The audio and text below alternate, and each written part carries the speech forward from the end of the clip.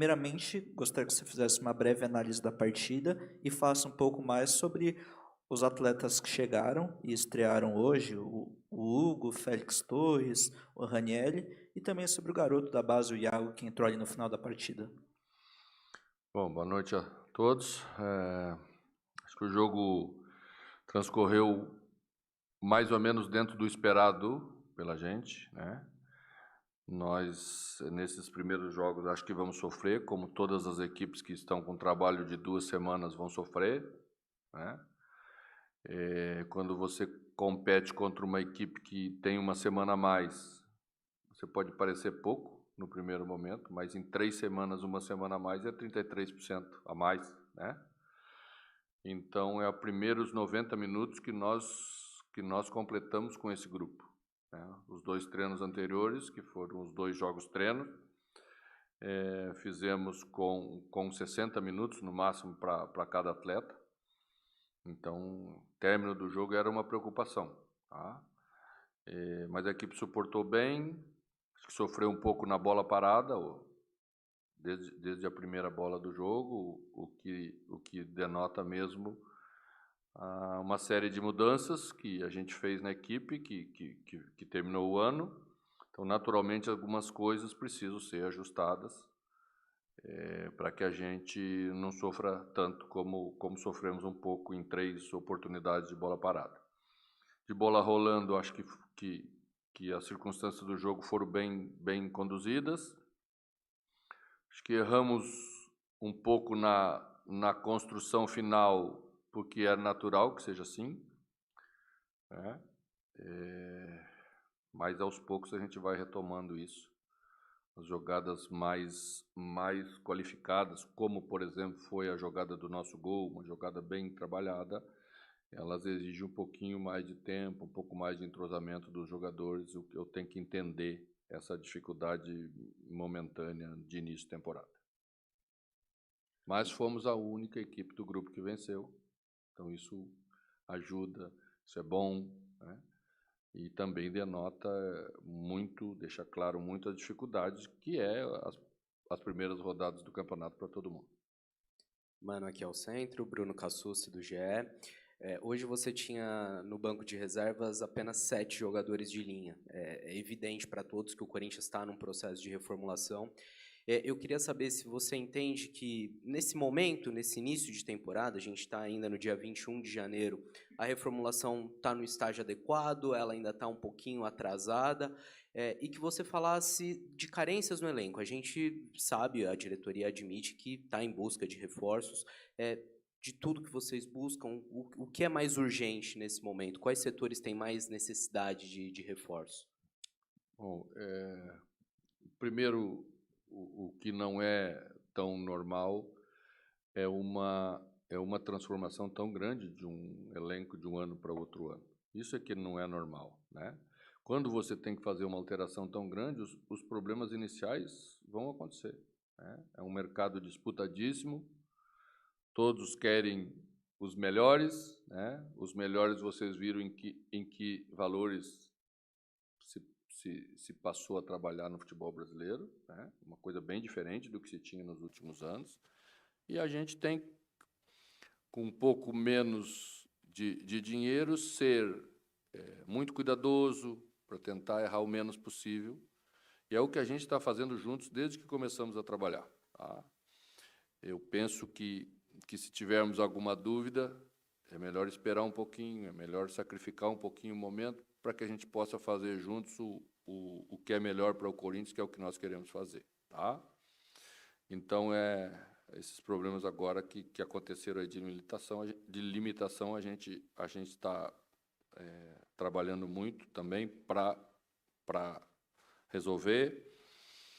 E é natural também que, com a equipe do Corinthians disputando a semifinal da Copinha, a gente ficou privado de alguns jogadores que poderiam estar aí, no lugar dos mais jovens que estavam hoje, né?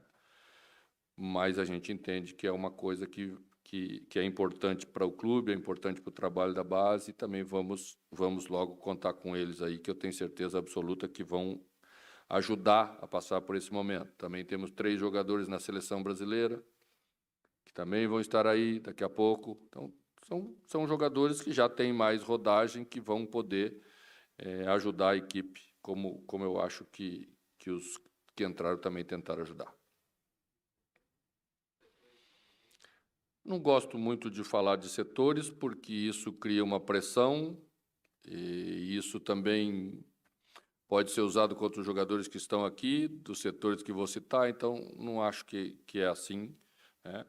Mas vocês têm a análise de vocês e têm uma noção muito próxima daquilo que pensamos nós. Mano, Matheus Fernandes, central do Timão. Ficou evidente para todo mundo que um dos destaques da partida foi o Ranieri, e ele sempre se colocou como um jogador mais defensivo, porém hoje ele teve uma boa participação ofensiva. No lance do gol, por exemplo, ele consegue achar o Matheus Araújo entre as linhas, que depois deu um belo passe para o Fagner, e ele também teve algumas aparições no campo de ataque. Você acha que ele poderia explorar um pouco melhor essa parte ofensiva dele? Obrigado. Bom, a preocupação nossa, em termos gerais, para todos os jogadores, era que a gente mantivesse uma organização capaz de nos poupar a energia para terminarmos o melhor possível o jogo. Era uma preocupação os últimos 20 minutos da partida. Então, a recomendação era para ficar um pouco mais centralizado ele. A gente, a partir de um determinado momento do jogo, depois de termos iniciado bem a partida, cedemos o controle do jogo ao Guarani. E aí fiz uma inversão, trouxe Rojas para dentro do campo e coloquei Araújo por fora, tentando aproximar um pouquinho mais a equipe. Eu acho que melhoramos, terminamos o final do primeiro tempo de novo um pouco melhor. Então, isso faz com que Maico possa sair um pouquinho mais e segurar um pouquinho mais o Ranieri. Mas jogador de clube de ponta não pode ser só defensivo, a jogada está aí, a jogada se desenha, ele é um bom antecipador, ele tem força para tomar a bola do adversário, e eu não quero de maneira nenhuma, quando um jogador nosso retome a bola do adversário, que ele tenha que entregar a bola para alguém, né? É como se você estivesse dizendo que ele não tem capacidade para fazer a construção da jogada ofensiva, e ele tem, e vai ser importante para a gente essa força de um jogador com característica que não tínhamos no ano passado, e em determinados momentos nos ressentimos bastante. Boa noite, mano, aqui à sua direita. Hoje, contra o Guarani, os próximos 2 jogos tem o Ituano na quarta-feira, o São Bernardo no sábado. A gente pode pensar em 2 partidas que sejam ali no mesmo nível de exigência, adversários que estejam no mesmo nível do que vocês encontraram hoje, com a diferença que vão enfrentar fora de casa. Você citou a organização. Além disso, para as próximas partidas, qual o peso de ganhar novas peças para que você possa criar situações novas durante o jogo? Eu acho que a gente tem uma boa possibilidade para logo aí na quarta-feira. Temos 2 jogadores dentro do grupo trabalhando, que é Matheus França, que popularmente é conhecido como Mateuzinho, e Garro, que está aí também já protocolado, né? Então, temos uma boa chance de ter 2 jogadores que podem estar na equipe ou entrar durante o jogo, mantendo o nível de atuação que é importante, né? Então, certamente, as dificuldades fora de casa elas são maiores, embora o Corinthians nunca jogue muito fora de casa, né? Pela presença do seu torcedor, do nosso torcedor, a gente sempre tem um ambiente muito, no mínimo, igual, quase sempre superior em termos de apoio. A característica dos times são diferentes. O Guarani tem um time mais de força. O Ituano é um time mais técnico, né? Pela maneira dos 2 treinadores ver o futebol. O Marcinho já é um meia, ponta de lança, que conhecemos bem, então já gosta de um jogo um pouquinho diferente do Loser, e eu respeito todos eles. Mas se muda a característica de enfrentar, sem dúvida nenhuma, tá? Depois voltaremos para jogar com o São Bernardo de novo, também com um time forte fisicamente. Então, ter capacidade, probabilidade, chance de trocar nesses 3 jogos iniciais é importante para a gente recuperar, para num determinado momento do jogo não deixar cair a intensidade do jogo, que é fundamental para a gente disputar essas partidas. Mano, aqui, tudo bem? Boa noite. Boa noite. Vou fazer 2 perguntas meio off o jogo, né? Talvez era melhor durante a semana, mas no final acabou acontecendo de você não conversar com a imprensa. A primeira em relação a tanto o Garro quanto o Veríssimo. Você treina com eles, faz jogo-treino com eles. Que tem prejuízo? Eu tenho certeza que sim, mas qual o tamanho do prejuízo para uma estreia, perder um como o Garro e depois o outro na véspera? E uma segunda, se você me permite, em relação à liderança. Saíram muitos jogadores muito identificados, líderes de grupo, experientes, e a gente olha hoje no elenco, é muita gente chegando, muita gente até de outro país. Tem o Cássio, obviamente, mas ele está no gol. Quanto tempo você acha que demanda, assim, para esse tipo de liderança surgir? Ou você vai ter um trabalho maior nesse sentido, como treinador, como comandante, sabendo que não tem o Juliano, o Renato, o Gil, o Fábio, se isso para o treinador também demanda um trabalho maior? Bom, o pacote do futebol é completo, não dá para pegar só a parte boa e não querer a parte que não é tão boa, né? À medida em que você ganha juventude, que você ganha novos jogadores, que transmite para o torcedor um início de uma nova etapa, é claro que você perde algumas coisas em termos de experiência, de saber como é que o clube funciona, de saber como se comportar diante de um jogo sob pressão sempre que é jogar com a camisa do Corinthians. Isso está nesse pacote, né? Eu acho que as lideranças, naturalmente, elas vão surgindo. Você não cria isso, né? Não tem como... eu penso que liderar é uma opção que a gente assume na vida, né? Liderar exige sacrifício, exige obstinação, exige ser exemplo. E quem quiser assumir essa responsabilidade vai seguir esse caminho e, naturalmente, vai ocupar o espaço de grandes jogadores que saíram daqui, que tu acabaste de citar. A situação do Garro e do Veríssimo, o Veríssimo é um jogador que a gente tinha, né, tudo alinhavado para ser, né, tinha um contrato em vigor, até metade do ano, então todas as coisas estavam sendo encaminhadas para que ele continuasse com a gente.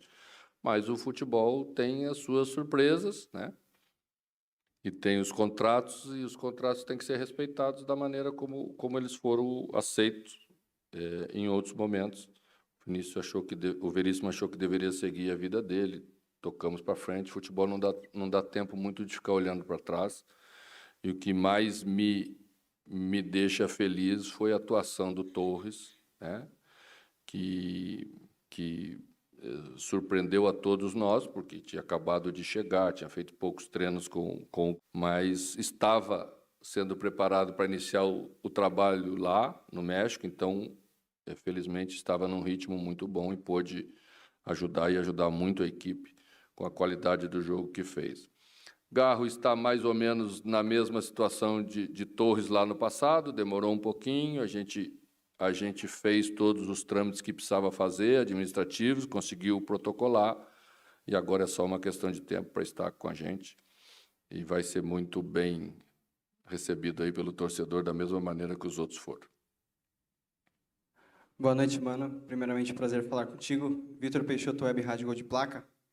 Com a chegada do Garro, a qualidade no passe cresce demais para os próximos jogos.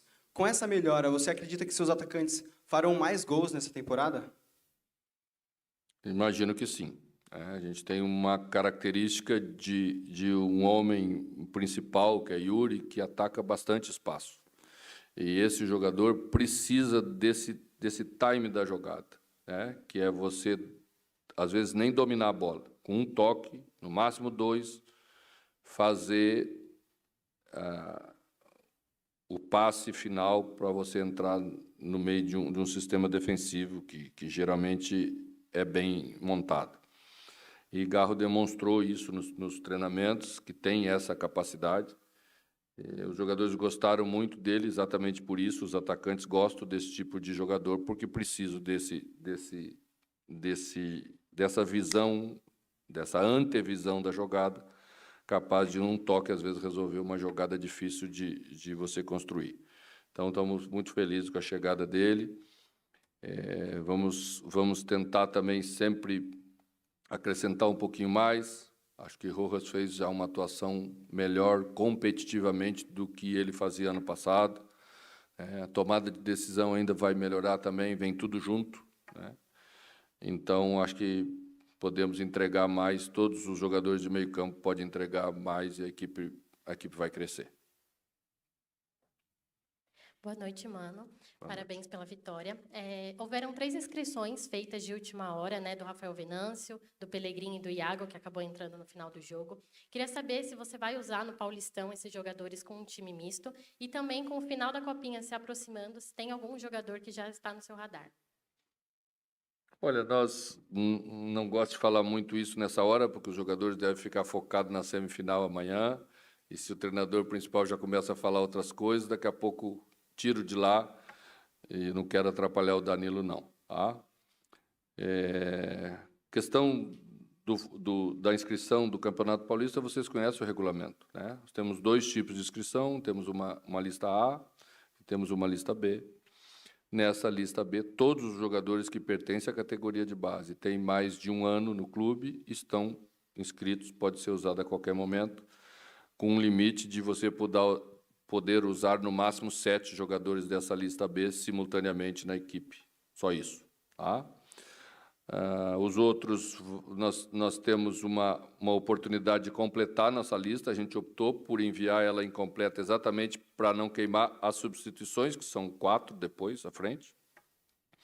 Então, é o que nós vamos fazer nesse momento.